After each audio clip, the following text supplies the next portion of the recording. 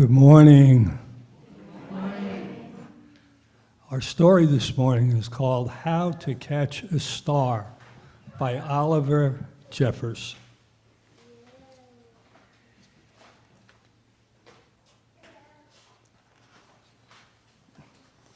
Once there was a boy, and the boy loved stars very much.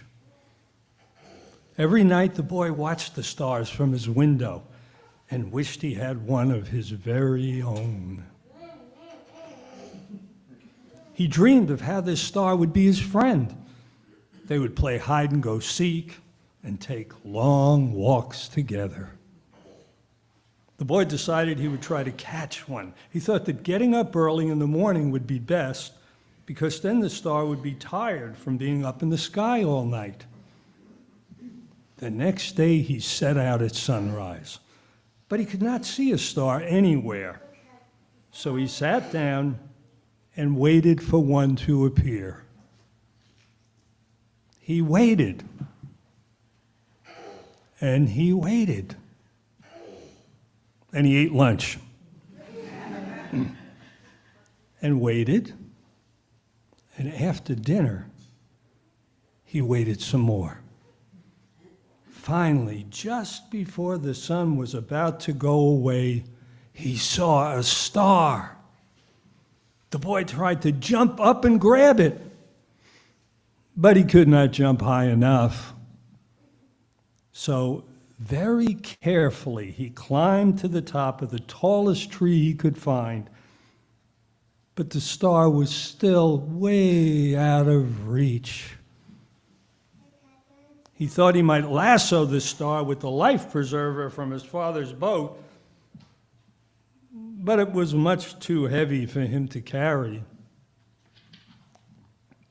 If only he could fly up in a spaceship and just grab the star.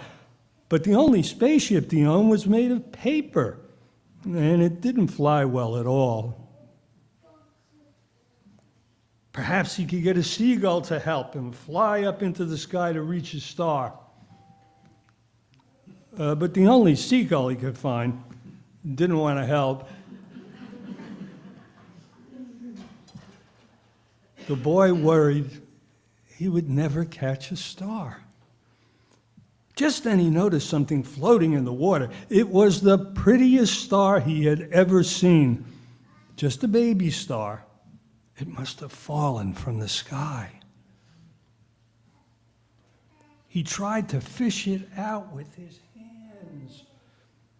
But when the boy reached out to touch the star, it just rippled through his fingers. I think it was a reflection. Yeah. Now the boy was sad. But in his heart, the wish just wouldn't give up. And that's when he saw it, washed up on the bright golden sand.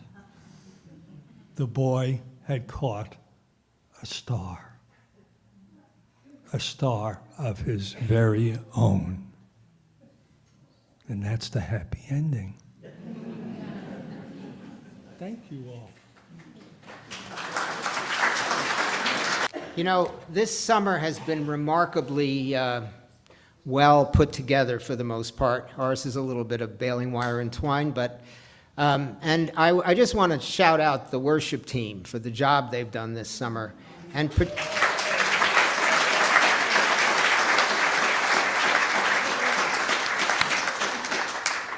particularly Reverend Kelly and Dan.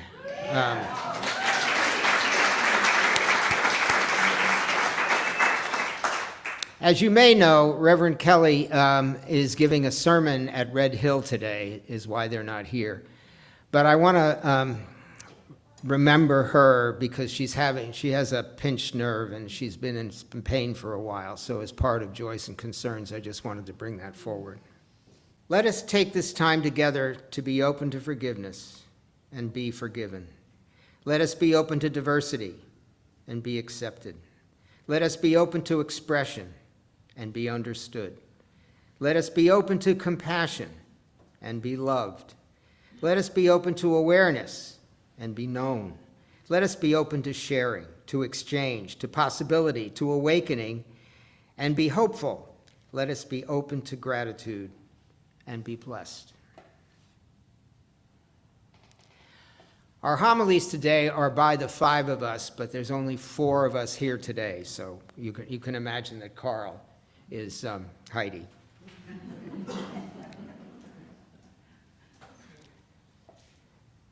When I came to UUCWNC, it was UUFW, the Unitarian Universalist Fellowship of Wilmington, a name that fit well with the place I found.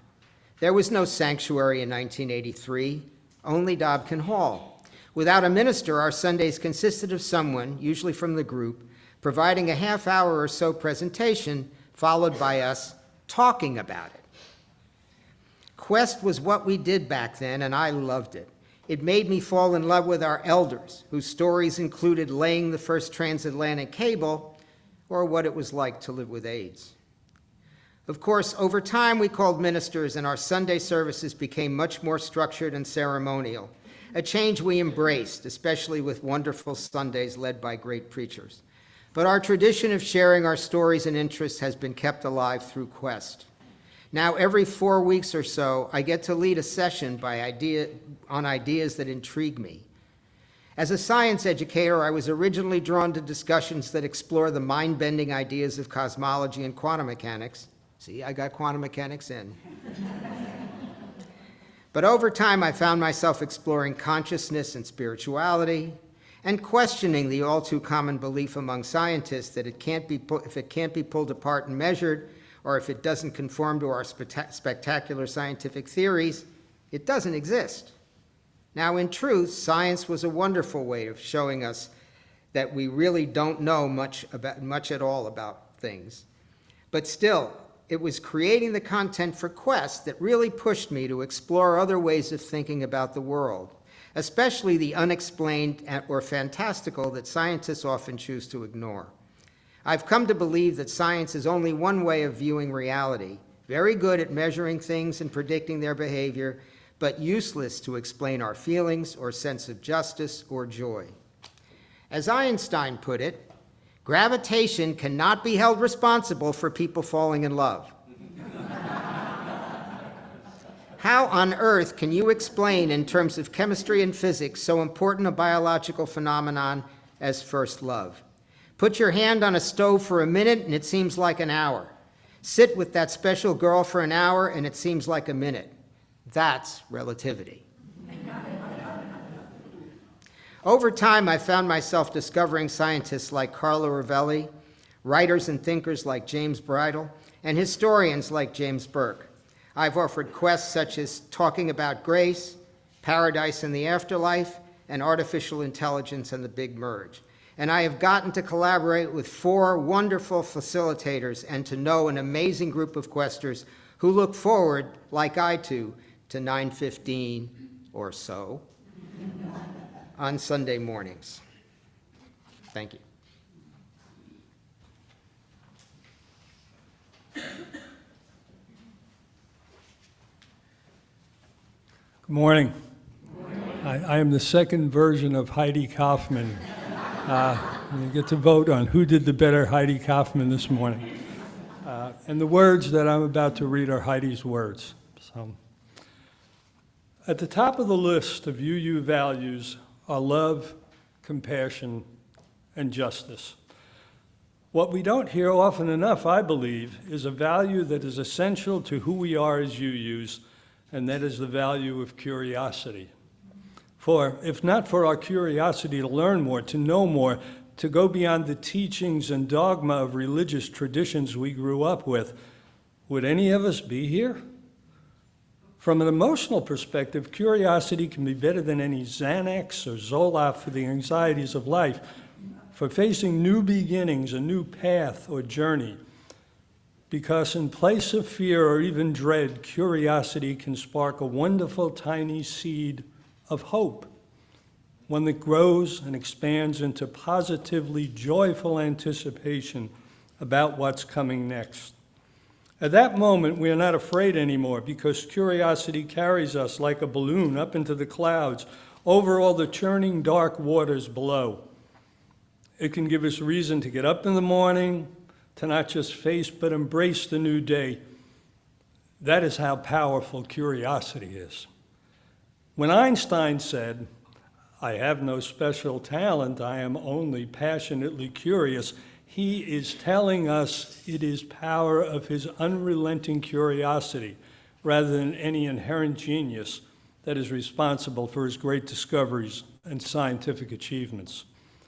As you use curiosity underlies our ability to open our minds to other beliefs, to accept new ways of being in community with each other, to have the courage to connect with unfamiliar strangers and the other, whatever or whoever that may be.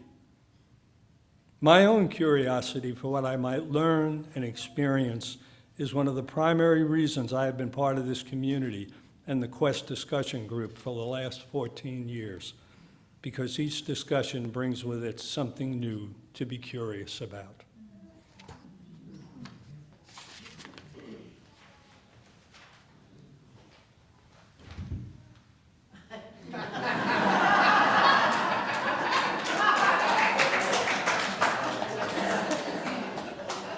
Good morning. A little over 9 years ago, Robin and I left our Western New York homestead for what we called our year abroad. North Carolina had never been on our radar as a possible retirement destination. Over the years, we had developed an abiding love for New England, particularly coastal Maine and Portsmouth, New Hampshire, and saw ourselves eventually settling there for our final chapter. Our son Jim's relocation to Wilmington with his beloved Blair led to several southward forays and much encouragement to reconsider the direction our eventual retirement would take us. Unsure of our ability to adjust to southern living, the year abroad concept provided an escape hatch should we find ourselves strangers in a strange land. Needless to say, that never happened. Our quest for a destination to repot our roots was decided the first time we drove down Lake Avenue, negotiated the very formidable and familiar potholes, and discovered our spiritual family. Whenever people ask what it is about our faith community that makes it so special, the answer is an easy one. It's the people. In the words of Dave Matthews' Christmas song, the people he knew were all soul searchers, like you and me, like you and me. We had a large orientation class, 34 strong, and the members were and are some of the most interesting, ethical, delightful folks I have ever known. So 6 months into our retirement quest, we had arrived. A bonus was discovering the weekly morning discussion hour, conveniently called Quest, and its dedicated coordinator, Heidi Kaufman. Each week for 14 years, Heidi brought a group of searchers together in Dobkin Hall to discuss a topic of spiritual, social, or cultural significance. It was at Quest that I discovered the incredible stories of the people I spent my Sunday mornings with, and the incredible intellect attached to those stories. There are no lightweights in that room. A few years ago, it was my good fortune to join the Quest facilitator team, newly expanded to give Heidi some well-earned breathing room. Collaborating with Heidi, Jimmy Reeves, Betsy Randall David, and Robert Demko has been, I think the best word is fun. And for that, I say thank you. And my biggest thank you goes out to the folks who gather in Dobkin for our weekly intellectual scavenger hunt. The respect for each other, the thoughtfulness and desire to explore you bring each week is awesome. May the quest continue. Let it be so.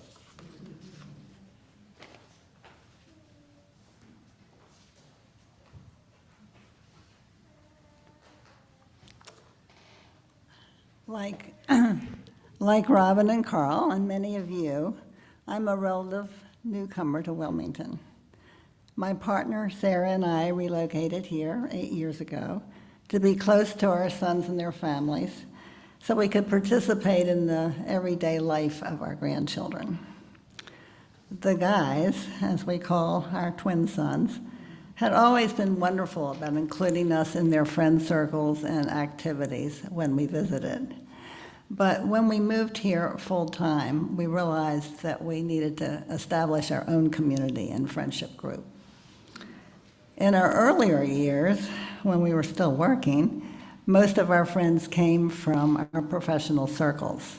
But once you're retired, that avenue sort of dries up.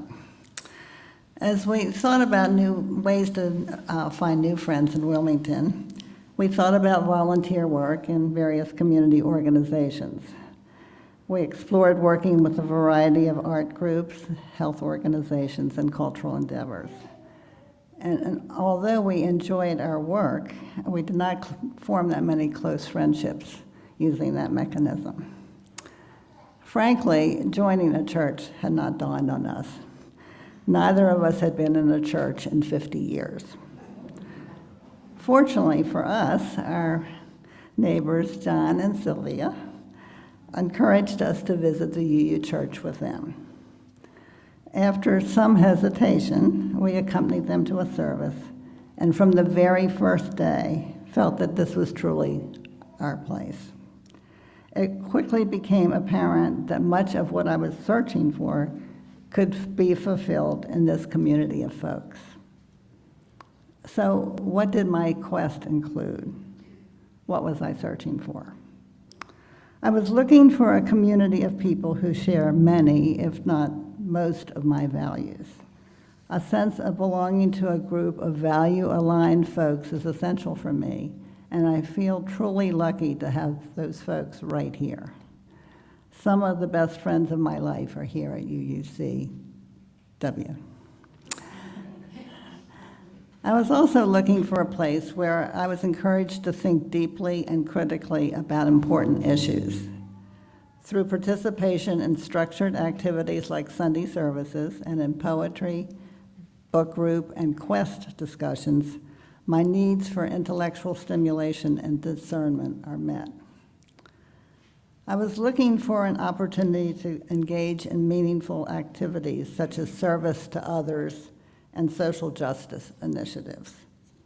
Through my work on the caring team, pastoral care partners, and social justice committees, I feel like I am able to make a difference in both my church and the larger Cape Fear community.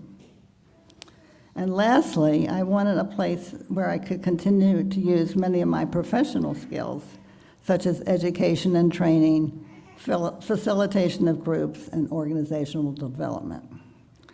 I felt strongly that though I'm retired, I still wanted to stay actively engaged with those endeavors. Through my work on the Quest Facilitators team, my co-facilitation of the Final Wishes group, and participation in committee meetings, I am able to employ those skills. So my quest to continue to live a full and purpose-driven life has brought me to this place in my journey. I'm deeply grateful to have found this group of folks to live each day to the fullest.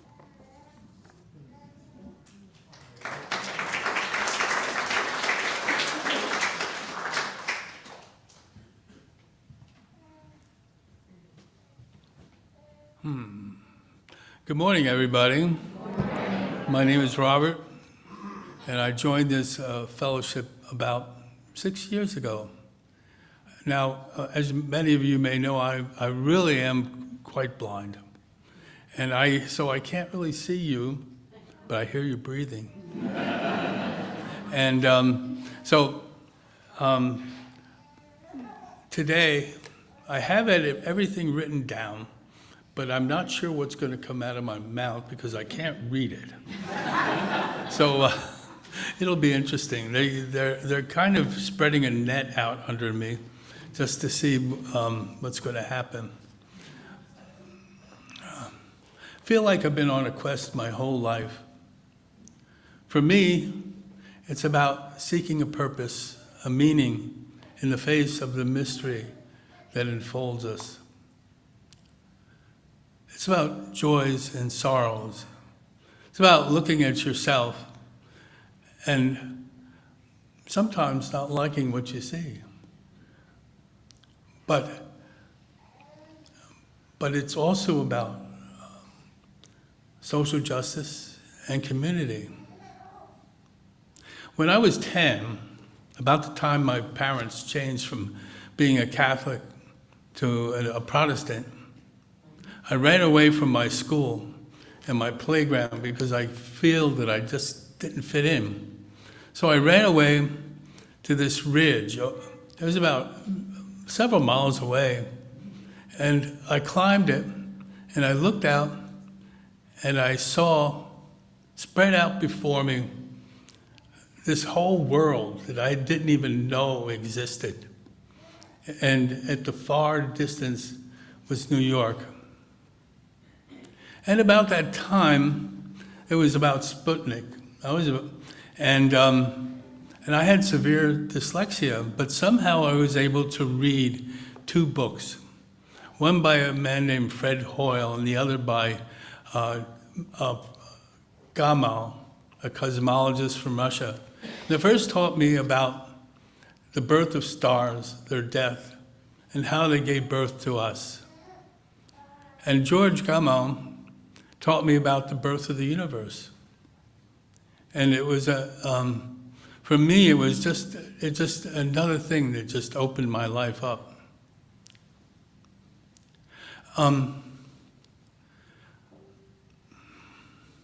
But it really didn't teach me about who I was or how I fit in, which was seemed to be a big question for me. So I muddled my way through my teen years. I followed a girl with a very short skirt into a Baptist church and became a Baptist for a year. But I got tired of that, and so I muddled through college, not really knowing what I believed. And when I graduated, I went to Europe, hitchhiked around Europe, and discovered Van Gogh and Rembrandt and this wonderful place, all these different places that I never knew existed. And I came home, flunked my military physical, and didn't know what I was going to do, but wound up as a social worker in Newark, New Jersey. And which was really a shock to me because I had seen suffering there that I never knew existed. And it kind of drove me to discover Buddhism, which I practiced for many years, for maybe 15 years. And I still believe that I'm a Buddhist at heart. But I wasn't done there. I became a yoga teacher. You won't believe it looking at me now. But I did teach seniors yoga. And I discovered the Sufi philosophy, which is a branch of Islam. And that, I got a Sufi name. I also got a Hindu name from teaching yoga, which is really, and then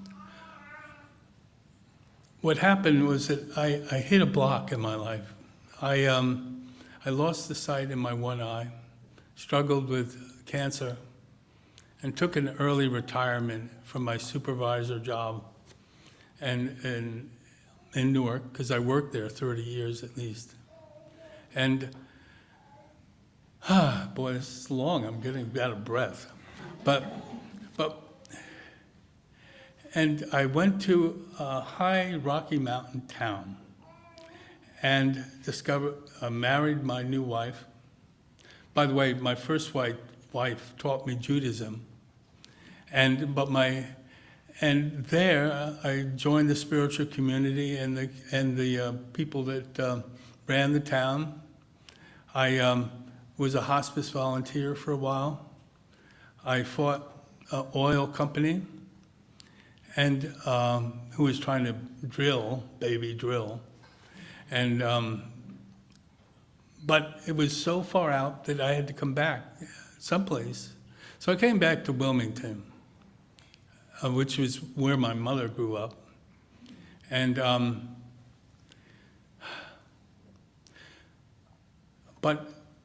and also during that time, I visited Bodh Gaya. I went to Angkor Wat. Bodh Gaya is the place where the Buddha attained enlightenment, which I didn't attain any enlightenment there. But I traveled many different places, always seeking. I went on shamanic quests. I did all sorts of things, and went many different places. But at the end, it was really community that I was looking for. Sangha, which is the word, a Buddhist term for community and our interconnectedness with the universe, is something that I've found here. This wonderful community is my Sangha, and a place of social justice, a place of learning. When I come down to sit in a circle with Quest and with you today, it's like coming home. It's like Dorothy and the Wizard of Oz clicking her heels and all of a sudden discovering there's no place like home. And that for me is what this congregation is about, all my friends here, and all the things in our journey together as we quest together. So I really thank you all for listening, and I really look forward to continuing the quest that we all share in our own way in this wonderful place. Thank you so much. So a quest is a journey, and all journeys start with a single step. And so today I'd like to read a poem in closing by John O'Donohue, my favorite poet. It's called A New Beginning, and it's found in this book, which is a treasure to bless the space between us. In out-of-the-way places of the heart, where your thoughts never think to wander, this beginning has been quietly forming, waiting until you are ready to emerge. For a long time, it has watched your desire, feeling the emptiness growing inside you, noticing how you willed yourself on, still unable to leave what you had outgrown. It watched you play with the seduction of safety and the gray promises that sameness whispered, heard the waves of turmoil rise and relent, wondered, would you always live like this? Then the delight when your courage kindled and out you stepped onto new ground, your eyes young again with energy and dream, a path of plenitude opening before you. Though your destination is not yet clear, you can trust the promise of this opening. Unfurl yourself into the grace of beginning that is at one with your life's desire. Awaken your spirit to adventure. Hold nothing back. Learn to find ease in risk. Soon you will home in a new rhythm, for your soul senses the world that awaits you.